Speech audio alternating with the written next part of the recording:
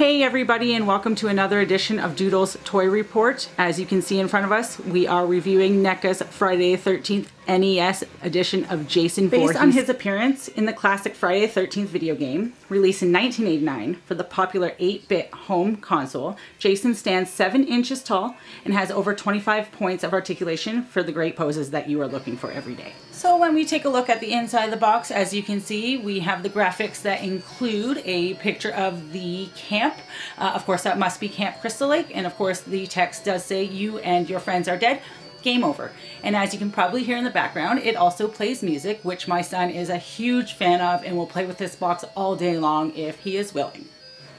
All right, so we're gonna go ahead and get this figure out of the package and we shall return and see what this bad boy is made of. All right, so here you do see the figure out of the box. He does stand pretty well for a NECA in comparison to a couple of the other Jasons that we own. However, for this review, I am gonna put him on a stand just to make it easier for everyone all around.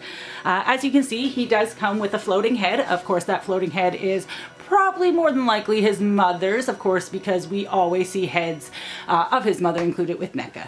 It does come with an axe as well as machete. As you can see, I do have the axe in his hand. It is very hard to see in this light, but it's in there, which is good. It was a little tricky getting it in. However, you just have to be careful moving that thumb over to jam that in. So as mentioned, he does come with an axe and a machete. And of course, I'll give you a little close-up should my camera allow you to see that. Just your standard little axe. Basic plastic, no markings on it, nothing to really make it pop or stand out. And of course that goes the same for the machete that we have here. Again, very basic, not very much detail into this one in comparison to other ones. However, we are basing this on an 80s video game where things were simpler back in that day.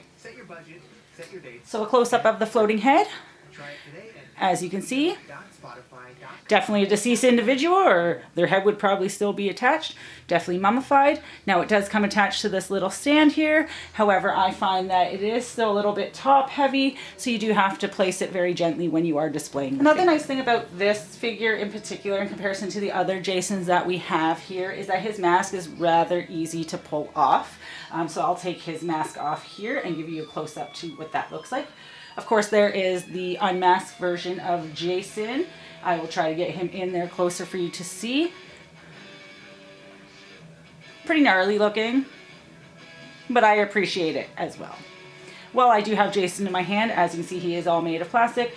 The nice thing is he does have a little bit of a lighter plastic for his shirt. Hopefully no one's trying to take his shirt off. I don't believe you'll have any opportunity to do that. So it is 2 pieces of plastic here as opposed to 1 whole where a lot of figures can be. So I do like that feature in that.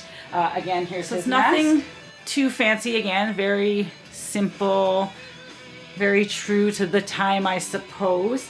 Very nicely done in the sense of being able to put it on. This Jason does come with a little less accessories than most that we do have, so I'm just going to plop that back on there for him. And since we have our Jason out, we've gone through all of the items that he does come included. I just wanted to compare him to sizes with some of the other Jasons that we do have.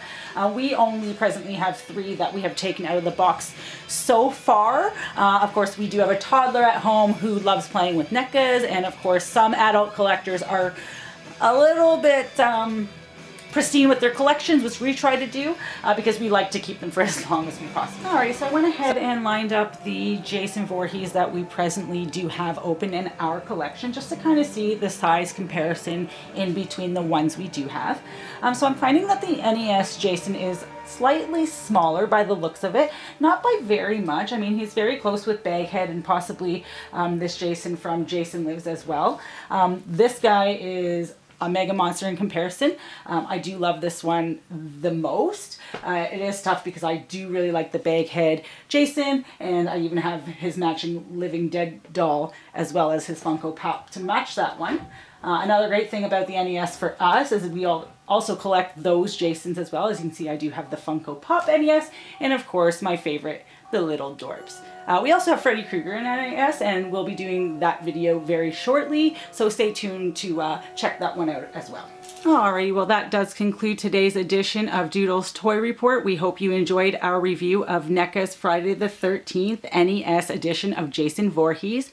Please stay tuned to our next video where we will be reviewing NECA's Nightmare on Elm Street NES edition of Freddy Krueger. Thanks for joining and have yourself a blessed day.